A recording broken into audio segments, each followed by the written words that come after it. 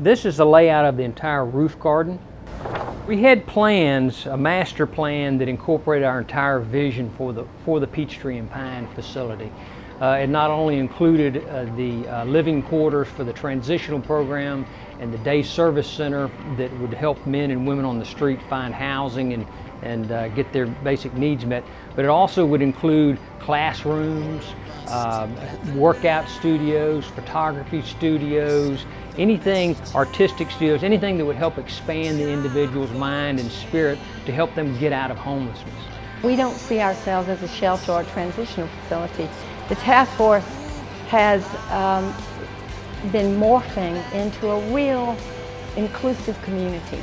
So we've actually started building this community garden out, and now we've got 9 beds growing on the roof with flowers and watermelons and squash and tomatoes growing on the roof right now. The overall goal was to provide a structured pathway for men on the street that live in Atlanta, find themselves homeless, can come here and receive the assistance that they need to move out and through homelessness. The most important aspect of somebody's life is learning what makes your heart sing, and then finding a way to do that. We would have a dining facility, which we actually have built out. This is already 30 to 40% constructed. Actually, we had several partners that were participating with us in designing and financing this. We had submitted their plans to the state of Georgia for allocation of tax credits awards. We were getting very high marks on that scoring procedure. We also had a major nonprofit that was participating with us in the financing and the design of the program. Over my career in housing and as Commissioner of Housing for the City of Atlanta and first Chief Operating Officer for the Atlanta Neighborhood Development Partnership, and in my own private development practice, I've developed thousands of units of housing and hundreds of projects. And this one was very, very feasible. It was a 10 on a scale of 10. It was ready to go. We just needed the sign-off of the Housing Authority, and they were approached by the business district to say, no, do not do it here. I felt furious sometimes at the insanity and the stupidity of people who think that a better plan for people they don't want to see is to shunt them out of sight and to legislate them into jail. I mean, you do not solve an issue by excluding people who need what you have. You don't, you can't. I mean, it's frustrating in the sense that it's just beyond our reach, but we're so excited that we're so close that we really just don't want to give up hope, and we're just really pushing forward. If we can show folks that inclusion is, first of all, more cost effective, that may get them first. Secondly, you're not going to catch anything, you know. I hear people say, oh, you mean those homeless people, they can paint? And that's when I have to take a deep breath and sit back and say, these people are us. It's us and us and us. It's not these people. It's people who experience living without their own home.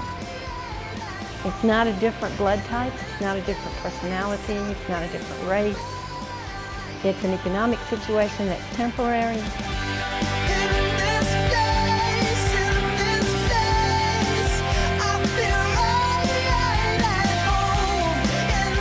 I'm the IT coordinator. I train guys in office suites, general usage, internet. Also on the other side of the building, I'm responsible for the administrative computing, so workstations, the server relationship, databases, the internet, the whole 9 on that side. And I want you to type out a sentence. This is a creative writing. We afford people an opportunity to get on the internet, get on a computer, for various purposes. I mean, the main purpose that we try to encourage is certainly like resume development. We want you to set up emails to engage individuals. So instead of having people waiting around, sitting around, sort of lost, or waiting for help, I can engage a person. I can get an individual in here, get him on a computer, I can get him going, build a relationship, and then begin to sort of ask questions. You know, what's going on with you? What's your situation? You know that over on the task force side, we have programs that you might be interested in. Originally, I came to the task force as a client. Back then, really, I was hustling, selling drugs. Yeah, the truth. That's the truth. That whole idea of becoming homeless went against my previous principles and ideas. And so I came in one night, I was high. Smoked some marijuana, came in one night. And a gentleman named Mr. Hightower, who was sort of the resident dad. And he was over the one of the very first programs, which is the volunteer program. Asked me if I would, be a resident volunteer, and I Mr. Hightower, come on, dude, you're blowing my high, all of that. And he says, well, look, let me at least show it to you. And he did, and he told me all about it, what the volunteer program was all about. And at the end, the last thing he said to me, he says, and we drug test. I must have been a little rough. I mean, I was high when he showed me the volunteer program. So he overlooked my shortcomings, and he didn't hold that against me. And he still invited me into a program. I spent, I would say, about 8 months, 10 months in the volunteer program, just doing security, working with the guys. And then I was presented with an opportunity to go into our residential program. So I learned technology as a hobby as a kid, just working with my uncles and cousins and things like that. So I knew how to get a place like this up and running. That's one of the things that surprised me, is that I could get that the little thing that I didn't think of as a way to make a living, or I didn't think much of, a hobby, was really, I didn't have any education, had not gone to school. So this little hobby that I had in me, other than selling drugs, I mean, I had nothing else that I could do, but this hobby was we had built it into this thing that was bigger than I was. And so it was my way out. So this was the place where I met my destiny. I mean, it all came together here. That's, I think, what the task force does better than anybody.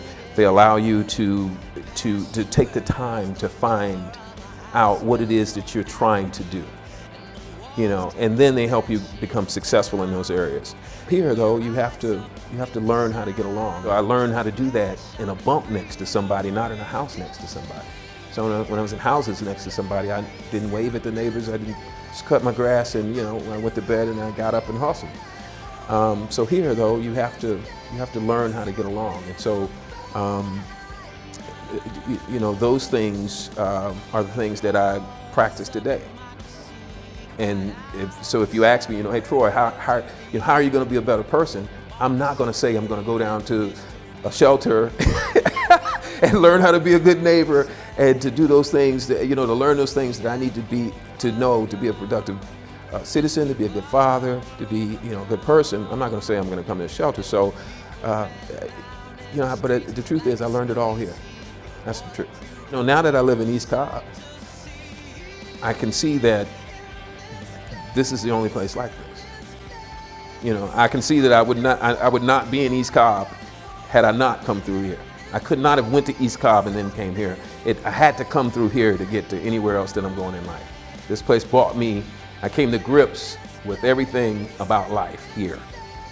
And so this is the environment produced that, the truth and honesty, the transparency, the programs, the help, the love, it all came together, but it has to come together under one roof, and this was that roof. So, it is what it is. I mean, I get emotional talking about it because it means, the world to me, and then I'm able to produce, and for my kids, I'm able to talk to them.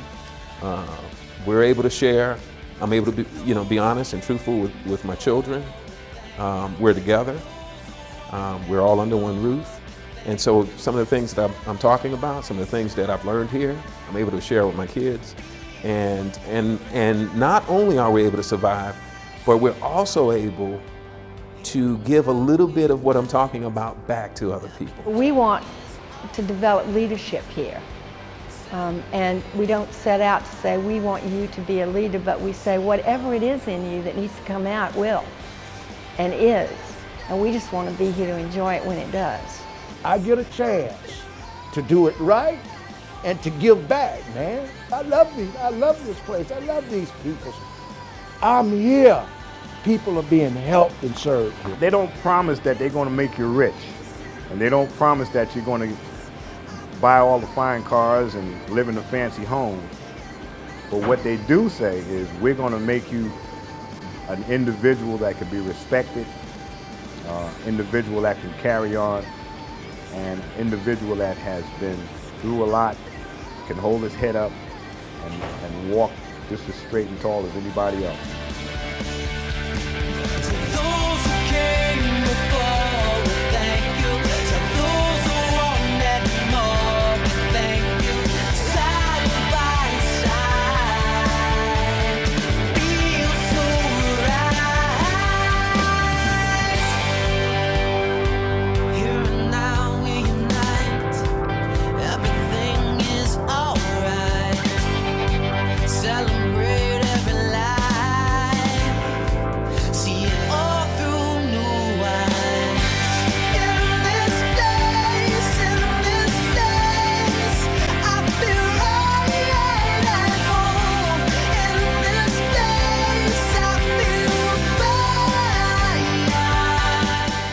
I love magic, and I think I see magic every day, and I'm the luckiest person I know. It's not a shelter, it's a home, it's a place. It's a place where somebody can come and be safe and have a peace of mind, get their lives together.